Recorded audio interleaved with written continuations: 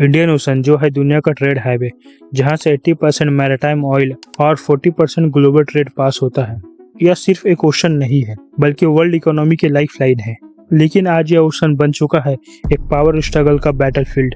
Historically India का यहाँ strong hold रहा है अपनी सेंट्रल लोकेशन और पावरफुल नेवी की वजह से, बट अब इस लीडरशिप को डायरेक्टली चैलेंज मिल रहा है चाइना के थ्रू। चाइना की पीपल्स लिबरेशन आर्मी नेवी, जो अब दुनिया की सेकेंड मोस्ट पावरफुल नेवी बन चुकी है, वह इंडियन ओशन में अपना इन्फ्लुएंस अग्रेसिवली स्पेंड कर रही है। चाइना अपना प्रेजेंस और एक्टिविटी इंडियन ओशन में कंटिन्यू बढ़ा रहा है और यह सब कुछ हो रहा है स्ट्रिंग ऑफ पर्ल्स स्ट्रेटजी के थ्रू। बट इंडिया भी साइलेंट नहीं है। इंडिया चाइना को मल्टीपल फ्रंट से जवाब दे रहा है। इस वीडियो में हम सिर्फ इंडिया के नेकलेस ऑफ डायमंड स्ट्रेटजी को ही नहीं बल्कि उन सभी स्ट्रेटजीज को भी डिस्कस करेंगे जो चाइना के स्ट्रिंग ऑफ पर्ल्स स्ट्रेटजी को डायरेक्टली काउंटर करती हैं। इस स्ट्रेटजी के थ्रू चाइना ने इंडियन ओशन के अक्रॉस मल्टीपल मिलिट्री और कमर्शियल पोर्ट्स का एक नेटवर्क बना लिया है। यह पोर्ट्स और बेसेस मेनलैंड चाइना से लेकर हॉर्न ऑफ अफ्रीका तक लोकेटेड है। सबसे पहला है ग्वादर पोर्ट, जो पाकिस्तान में है और स्ट्रेट ऑफ हॉर्मुज के पास लोकेटेड है। यह port CPEC China Pakistan economic corridor का पार्ट है, जो पाकिस्तान के ग्वादर और कराची पोर्ट को चाइना के कसगांग से कनेक्ट करता है। इससे चाइना को मलक्का स्ट्रेट बाईपास करने का एक अल्टरनेटिव रूट मिलता है। हम्बनटोटा इन श्रीलंका, यह पोर्ट चाइना ने 99 साल के लीज पर एक्वायर किया है। चिटागोंग इन बांग्लादेश, यहाँ चाइना हैवीली इन्वेस्टेड है और करेंटली यहाँ कमर्शियल प्रोजेक्ट अंडर प्रोसेस है जो कि 2029 तक कंप्लीट होगा। कैप्रू इन म्यांमार, यह port China Myanmar economic corridor का पार्ट है, सेम लाइक सीपैक।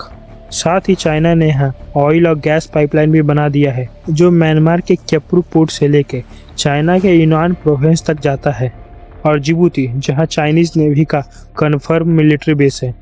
इसके अलावा चाइना इंडियन ओशन रीजन के कई और देशों के साथ इंफ्रास्ट्रक्चर और कमर्शियल प्रोजेक्ट कर रहा है, जिससे फ्यूचर में चाइनीज नेवी के लिए और भी बेसिस बनने की पॉसिबिलिटी है। इन पोर्ट्स के जरिए चाइना अपना कमर्शियल इंटरेस्ट जैसे ऑयल टैंकर और कार्गो शिप्स की सिक्योरिटी को इंश्योर करता है। साथ ही इन इकोनॉमिक कॉरिडोर के थ्रू मलक्का स्टेट पर अपनी डिपेंडेंसी को कम करने की कोशिश भी कर रहा है। इसी के साथ China string of pearls strategy से इंडिया को स्ट्रैटेजिकली चारों तरफ से घेर रहा है। नॉर्थ और ईस्ट में Chinese army India China border पर डिप्लॉय है। In western front China Pakistan की मिलिट्री कैपेबिलिटी को अपग्रेड कर रहा है और साउथ में स्ट्रिंग ऑफ पर्ल्स। यह सब कुछ चाइना अपनी लॉन्ग टर्म फॉरेन पॉलिसी के अंडर कर रहा है ताकि वह हमेशा इंडिया को चेक में रख सके। बट इंडिया भी इन चाइनीज मूव का स्ट्रांगली जवाब दे रहा है। यह strategy directly string of pearls strategy का काउंटर है। इस स्ट्रेटेजी के under India multiple ports, air strips और स्ट्रेटेजिक पार्टनरशिप बिल्ड कर रहा है। नेकलेस ऑफ डायमंड स्ट्रेटेजी के की पोर्ट्स हैं चाबहार पोर्ट इन ईरान। इस पोर्ट के थ्रू इंडिया को सेंट्रल एशिया का डायरेक्ट एक्सेस मिलता है पाकिस्तान को बाईपास करके। साथ ही चाबहार पोर्ट के जरिए इंडिया ग्वादर पोर्ट के मूवमेंट पर भी नजर रख सकता है। नेक्स्ट है डुकम पोर्ट, जो ओमान में है। इसका एक्सेस इंडिया को 2018 में मिला था। इस पोर्ट के जरिए इंडिया चाइना के जिबूती और ग्वादर पोर्ट के पास अपनी स्ट्रैटेजिक प्रेजेंस को स्ट्रॉन्ग कर रहा है। अगलेगा आइलैंड्स इन मॉरिशस, यहाँ इंडिया और मॉरिशस दोनों मिलकर इकोनॉमिक डेवलपमेंट प्रोजेक्ट कर रहे हैं। इस प्रोजेक्ट के अंडर यहाँ एयर स्ट्रिप्स और जेटी बनाया गया है जहाँ से इंडियन नेवी सर्विलांस और मॉनिटरिंग ऑपरेशंस कंडक्ट करती है। और फिर आता है सवांग पोर्ट इन इंडोनेशिया और Changi naval base in Singapore. इन दोनों पोर्ट्स के थ्रू इंडिया अपना प्रेजेंस मलक्का स्टेट में और भी ज़्यादा स्ट्रॉन्ग कर रहा है। सवांग पोर्ट में इंडिया को मिलिट्री एक्सेस है, जबकि चांगी नेवल बेस का use Indian naval ships refuelling और रीसप्लाई के लिए कर सकता है। And this is not enough. इसके अलावा इंडिया को तजिकिस्तान के फारूक एयरवेज का एक्सेस है, जहां से इंडियन मिलिट्री अपना ऑपरेशन भी कर सकती है।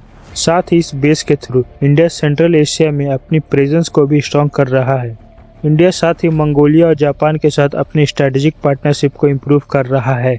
नाउ यह तो था कि इंडिया फॉरेन लैंड्स पर किस तरह चाइना को काउंटर कर रहा है, बट अगर हम विद इन इंडिया की बात करें तो करंटली इंडियन नेवी एक मैसिव मॉडर्नाइजेशन और एक्सपेंशन प्रोसेस से गुजर रही है।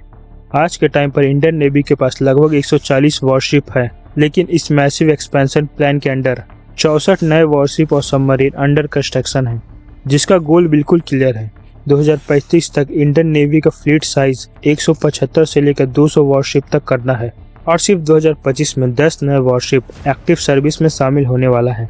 बट अगर हम चाइना की बात करें तो उनका फ्लीट साइज अराउंड 400 वॉरशिप के आसपास है। जी हाँ, यह सच है कि चाइना नंबर गेम में हमसे काफ़ी आगे है, बट नंबर ही सब कुछ नहीं होता। और आज के टाइम में जब दुनिया तेज़ी से मल्टीपोलर वर्ल्ड की तरफ शिफ्ट हो रहा है, यहाँ एक चीज़ बहुत ही इंपॉर्टेंट है, डिप्लोमेसी। जहाँ चाइना डेप्थ ट्रैप का यूज़ करके इंडियन ओशन में पोर्ट स्वीकार कर रहा है, वहीं इंडिया अपने कल्चरल इन्फ्लुएंस और फ्रेंडली डिप्लोमेसी के थ्रू अपने इन्फ्लुएंस को इंडियन ओशन और उसके बियॉन्ड एक्सपेंड कर रहा है। करंटली इंडिया अपने सॉफ्ट पावर के थ्रू इंडियन ओशन में मल्टीपल कंट्रीज के साथ सर्विलांस और मॉनिटरिंग स्टेशन इस्टेब्लिश कर रहा है। साथ ही इंडियन नेविक सैटेलाइट के थ्रू इंडियन ओशन में अपने ISR कैपेबिलिटीज को काफ़ी स्ट्रॉन्ग कर चुका है, जिससे इंडिया आज भी इंडियन ओशन में एक लीडर का रोल निभा रहा है। इसके अलावा इंडिया का USA, फ्रांस, जापान और ऑस्ट्रेलिया के साथ डिप्लोमेटिक और स्ट्रेटेजिक रिलेशन काफ़ी स्ट्रॉन्ग है, जो चाइना को यह क्लियर मैसेज देता है कि वॉर लाइक सिनेरियो में इंडिया अकेला नहीं होगा।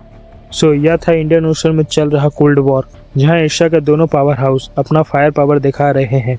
And if you like this video then subscribe, क्योंकि फ्यूचर में हम और भी जियोपॉलिटिकल टॉपिक्स को डिटेल में कवर करेंगे।